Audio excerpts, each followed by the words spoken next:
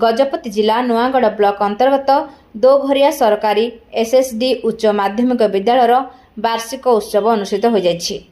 उक्त उत्सव में मुख्य अतिथि भाव रायगढ़ मंडल मंडल शिक्षाध्यक्ष श्यामघन भूया, मुख्य वक्ता भाव समन्वित आदिवासी उन्नयन संस्थार प्रकल्प प्रकाशक अंशुमान महापात्र और भारप्राप्त ब्लॉक संप्रसारण अधिकारी नृसिंह चरण मिश्र, सम्मानित अतिथि बड़पाद सरकारी उच्च माध्यमिक विद्यालय प्रधान शिक्षक बलराम गमांग, गोष्ठी शिक्षा अधिकारी नयन मंडल, अतिरिक्त गोष्ठी शिक्षा अधिकारी लिंगराज कार्य, खजुरीपदा पंचायत सीआरसीसी मनोज कुमार मंडल समेत विभिन्न एसएसडी उच्च विद्यालय प्रधान शिक्षक प्रमुख मंचासीन थिले।